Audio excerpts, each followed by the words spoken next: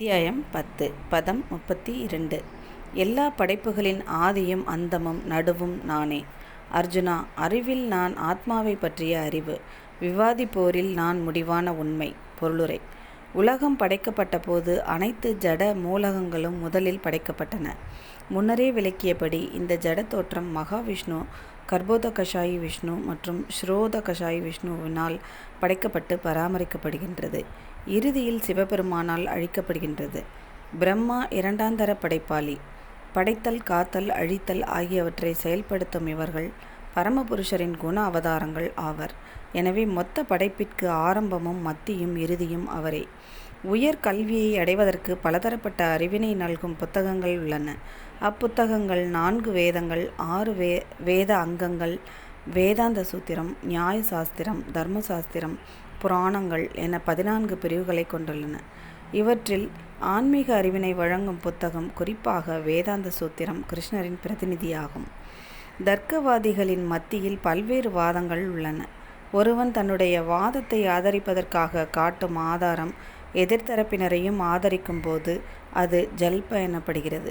எதிர்த்தரப்பினரை எப்படியாவது தோற்கடிக்க முயற்சி செய்வது வெதண்டா எனப்படும். ஆனால் உண்மையான இறுதி முடிவு வாத என்று அழைக்கப்படுகின்றது. இந்த இறுதி உண்மை கிருஷ்ணரின் பிரதிநிதியாகும். பதம் 33. எழுத்துக்களில் நான் முதல் எழுத்தாகிய அ, கூட்டுச் சொற்களில் நான் துவந்த்வ, தீராத காலமும் நானே. படைப்பாளிகளில் நான் பிரம்மா. பொருளுரை. சமஸ்கிருத அகர வரிசையின் முதல் எழுத்தாகிய ஆகாரம் வேத இலக்கியத்தின் ஆரம்பமாகும். ஆகாரமின்றி எதையும் உச்சரிக்க முடியாது.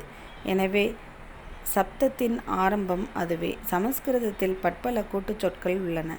இவற்றில் ராமகிருஷ்ண போன்ற சொற்கள் துவந்த்வ என்று அழைக்கப்படுகின்றது. ராமகிருஷ்ண என்ற கூட்டுச் சொல்லில் ராம, கிருஷ்ண என்னும் சொற்கள் ஒரே வடிவை கொண்டுள்ளதால் அவை துவந்த்வ என்று அழைக்கப்படுகின்றன. அழிப்பவர்கள் அனைவரிலும் இறுதியான காலம், ஏனெனில் காலம் அனைத்தையும் அழிக்கின்றது.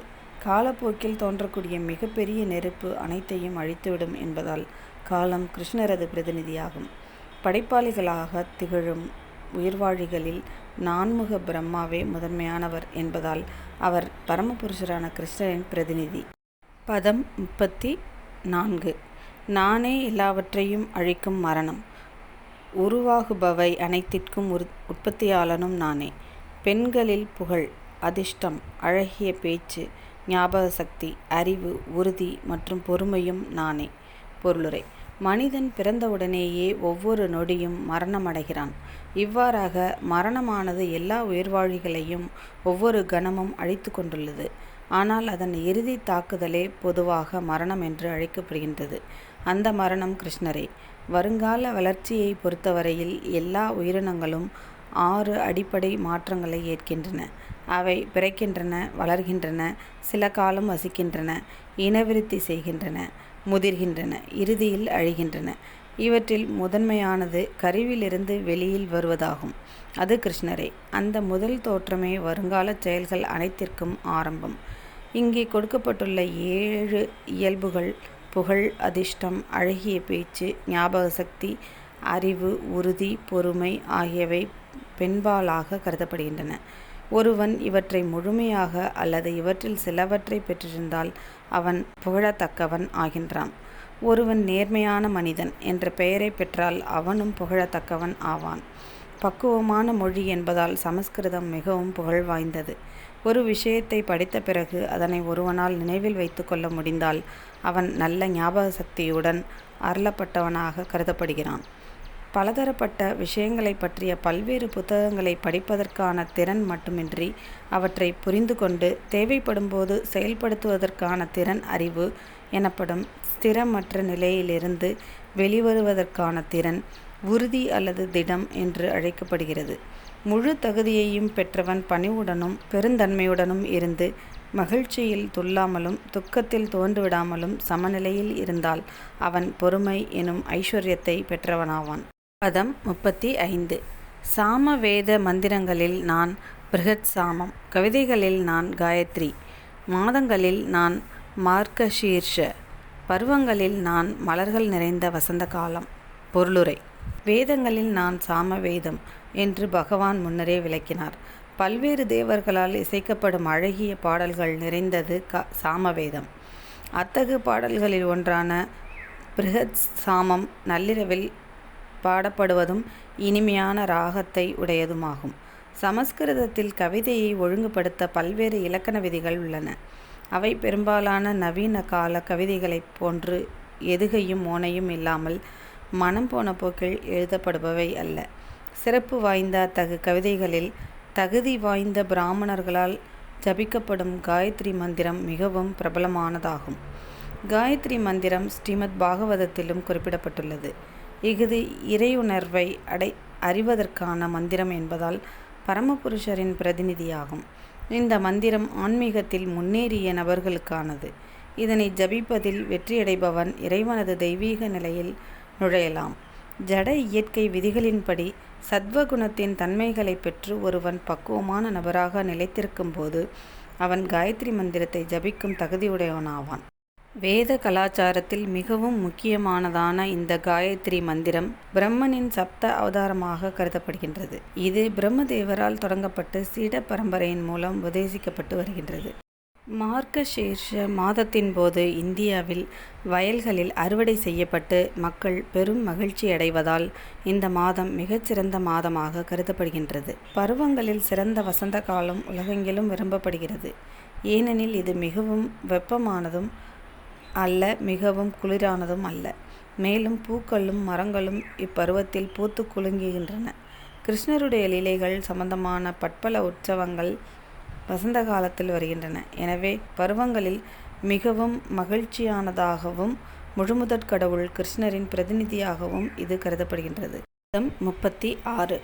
ஏமாற்றுபவற்றில் நான் சூது, ஒளிர்பவற்றில் நான் தேஜஸ், நானே வெற்றி, நானே தீரச் செயல், நானே பலவான்களின் பலம். பொருளுரை. அகிலமெங்கும் பலவிதமான ஏமாற்றுக்காரர்கள் உள்ளனர். ஏமாற்றும் முறைகள் எல்லாவற்றிலும் சூதே மிகச்சிறந்தது. எனவே அது கிருஷ்ணரின் பிரதிநிதி. முழுமுதற் கடவுளான கிருஷ்ணர் எந்த சாதாரண மனிதனையும் விட தந்திரமாக செயல்பட முடியும். கிருஷ்ணர் ஒருவனை ஏமாற்ற முடிவு செய்தால் அவரது தந்திரத்திலிருந்து அவரை யாரும் மிஞ்ச முடியாது. இவ்வாறாக ஒரு வழியில் அல்ல, எல்லா வழிகளிலும் கிருஷ்ணர் சிறப்புடையவராக விளங்குகிறார். வெற்றியடைபவர்களில் வெற்றி அவரே, ஒளிர்பவையின் ஒளியும் அவரே. தனது சக்தியை திறனை காட்ட விரும்புபவர்களில் அவரே முதன்மையானவர். தீரச் செயல்கள் செய்பவர்களில் அவரே மிகப்பெரிய தீரர். பலவான்களின் மத்தியில் அவரே மிகப்பெரிய பலசாலி. கிருஷ்ணர் இந்த பூமியில் இருந்தபோது அவரை பலத்தால் மிஞ்ச யாராலும் முடியவில்லை. தனது குழந்தை பருவத்திலேயே அவர் கோவர்த்தன மலையை தூக்கினார். ஏமாற்றுவதில் அவரை யாரும் மிஞ்ச முடியாது. ஒளியில் அவரை யாரும் மிஞ்ச முடியாது. வெற்றியில் அவரை யாரும் மிஞ்ச முடியாது. தீரச் செயல்களில் அவரை யாரும் மிஞ்ச முடியாது. வலிமையிலும் அவரை யாரும் மிஞ்ச முடியாது. பதம் 37. விருஷ்ணி குலத்தவர்களில் நான் வாசுதேவன், பாண்டவர்களில் நான் அர்ஜுனன், முனிவர்களில் நான் வியாசர், பெரும் சிந்தனையாளர்களில் நான் உஷனா. பொருளுரை. பரமபுருஷ பகவானின் மூல ரூபம் கிருஷ்ணரே. பலதேவர் கிருஷ்ணரின் முதல் விரிவங்கம் கிருஷ்ணர். பலராமர் இருவருமே வசுதேவருடைய மைந்தர்களாக தோன்றியதால் இருவரையுமே வாசுதேவர் என்று அழைக்கலாம். மற்றொரு கண்ணோட்டத்தின்படி கிருஷ்ணர் ஒருபோதும் பிருந்தாவனத்தை விட்டு விலகுவதில்லை என்பதால் மற்ற இடங்களில் தோன்றும் கிருஷ்ணரின் ரூபங்கள் அனைத்தும் அவரது விரிவுகளே. கிருஷ்ணரின் முதல் விரிவங்கம் என்பதால் வாசுதேவர் கிருஷ்ணரிடமிருந்து வேறுபட்டவர் அல்ல. பகவத்கீதையின் இப்பதத்திலுள்ள வாசுதேவர் எனும் பெயர் பலராமரை குறிப்பிடுகிறது என்பதை புரிந்து கொள்ள வேண்டும். ஏனெனில் எல்லா அவதாரங்களுக்கும் ஆதி மூலமாகிய பலதேவரே வாசுதேவருக்கும் மூலமாவார். பகவானது முதல் நிலை விரிவுகள் சுய அம்சங்கள் என்றும் அவரது இரண்டாம் நிலை விரிவுகள் பின்ன அம்சங்கள் என்றும் அழைக்கப்படுகின்றன.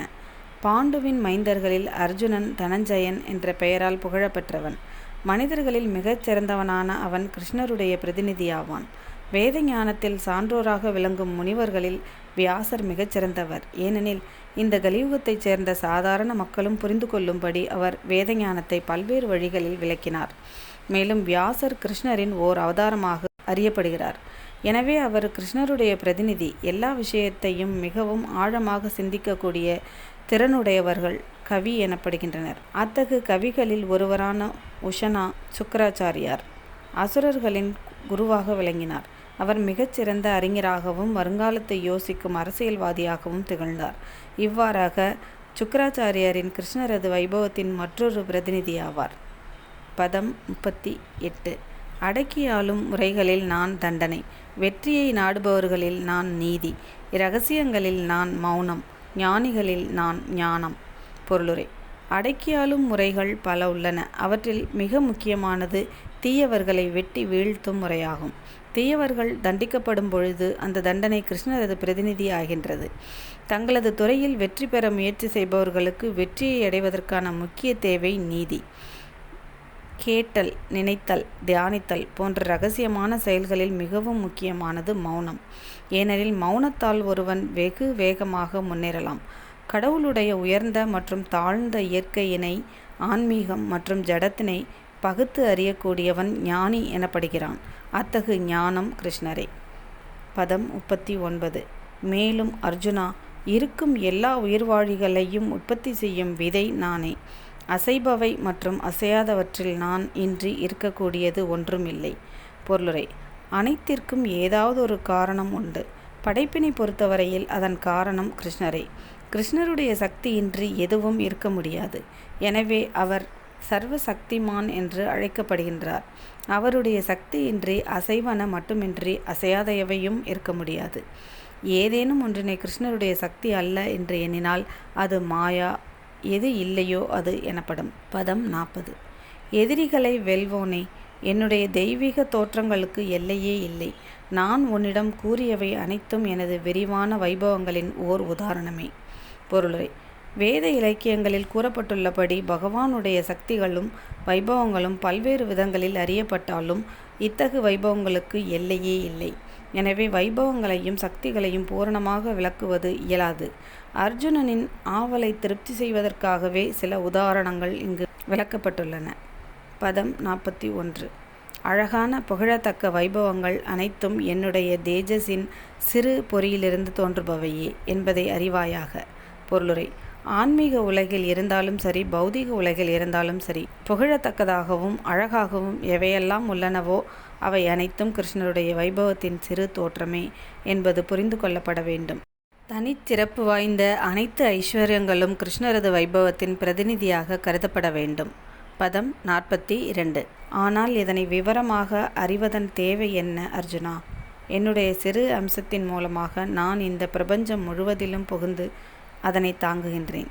பொருளுரை: எல்லா பொருள்களிலும் நுழைந்திருக்கும் பரமாத்மாவாக முழுமுதற் கடவுள் ஜட பிரபஞ்சங்கள் முழுவதிலும் அறியப்படுகிறார். பொருள்கள் எவ்வாறு தங்களது நிலையில் சீரும் சிறப்புமாக விளங்குகின்றன என்பதை அறிந்து கொள்வதில் அர்த்தமில்லை என்று இங்கே அர்ஜுனிடம் பகவான் கூறுகிறார். பரமாத்மாவின் உருவில் கிருஷ்ணர் எல்லா பொருள்களிலும் நுழைந்திருப்பதால் மட்டுமே அவை இருக்கின்றன என்பதை அவன் அறிந்து கொள்ள வேண்டும். பகவான் மிகப்பெரிய உயிர்வாழியான பிரம்மாவிலிருந்து சின்னஞ்சிறு எறும்பு வரை அனைத்திலும் நுழைந்து அவற்றை பாதுகாக்கின்றார். அவரால் மட்டுமே இவை அனைத்தும் நிலைத்துள்ளன. எந்த தேவரை வழிபட்டாலும் அது பரமபுருஷ பகவான் அல்லது பரம இலக்கினை நோக்கி கொண்டு செல்லும் என்ற கருத்தினை எப்போதும் முன்வைத்து கொண்டுள்ள மிஷன் ஒன்று உள்ளது. ஆனால் தேவர்களை வழிபடுவது இங்கே முற்றிலுமாக நிராகரிக்கப்பட்டுள்ளது. ஏனெனில் பிரம்மா, சிவன் போன்ற மாபெரும் தேவர்களும் முழுமுதற் கடவுளுடைய வைபவத்தின் சிறு பகுதியே. பிறந்தவர்கள் அனைவருக்கும் அவரே மூலம். அவரை விட சிறந்தவர் எவரும் இல்லை. அவர் அசமௌத்வ என்று அழைக்கப்படுகிறார். அவரை விட உயர்ந்தவர் எவரும் இல்லை. அவருக்கு சமமானவரும் எவரும் இல்லை என்பதே இதன் பொருள். எவனொருவன் முழுமுதற் கடவுளான கிருஷ்ணரை பிரம்மா, சிவன் உட்பட தேவர்களுக்கு சமமாக கருதுகின்றானோ அவன் உடனடியாக நாத்திகனாகி விடுவதாக பத்ம புராணத்தில் கூறப்பட்டுள்ளது. மாறாக கிருஷ்ண சக்தியின் விரிவுகளையும் வைபவங்களையும் பற்றிய பல்வேறு விவரங்களை ஆழமாக படித்தால் அவன் பகவான் ஸ்ரீ கிருஷ்ணரது நிலையை சந்தேகமின்றி புரிந்து கொண்டு தனது மனதை கிருஷ்ணருடைய வழிபாட்டில் பிறழாது நிலைநிறுத்த முடியும். பகவானின் சுய விரிவாகிய பரமாத்மா எல்லாவற்றிலும் நுழைந்துள்ளதால் அவர் எங்கும் பரவி இருப்பவராக அறியப்படுகிறார். எனவே தூய பக்தர்கள் தங்களது மனதை பூரண பக்தி தொண்டில் கிருஷ்ண உணர்வில் ஒருமுகப்படுத்துகின்றனர். இதன் மூலம் அவர்கள் எப்பொழுதும் திவ்யமான தளத்தில் உள்ளனர். இந்த அத்தியாயத்தின் 8 முதல் 11 வரையிலான பதங்களில் கிருஷ்ண வழிபாடும் பக்தி தொண்டும் மிக தெளிவாக குறிப்பிடப்பட்டுள்ளது. இதுவே தூய பக்தி தொண்டின் பாதையாகும். பரமபுருஷ பகவானுடனான உறவில் எவ்வாறு ஒருவன் உயர்ந்த பக்குவத்தை அடையலாம் என்பது இந்த அத்தியாயத்தில் தெளிவாக விளக்கப்பட்டுள்ளது. கிருஷ்ணரிலிருந்து வரும் சீட பரம்பரையின் சிறந்த ஆச்சாரியர்களில் ஒருவரான ஸ்ரீல பலதேவ வித்யாபூஷணர் இந்த அத்தியாயத்திற்கான தனது கருத்துரையை பின்வருமாறு நிறைவு செய்கிறார். சக்தி வாய்ந்த சூரியன் தனது சக்தியை பகவான் கிருஷ்ணரது சக்தியிடமிருந்து பெறுகின்றது. மேலும் அவர் தனது அம்சத்தின் மூலமாகவே முழு உலகையும் பராமரித்து வருகிறார். எனவே அந்த பகவான் ஸ்ரீகிருஷ்ணரை வழிபாட்டிற்கு உரியவர். ஸ்ரீமத் பகவத்கீதையின் பூரணத்தின் வைபவம் என்னும் 10ஆம் அத்தியாயத்திற்கான பக்தி வேதாந்த பொருளுரைகள் இத்துடன் நிறைவடைகின்றன.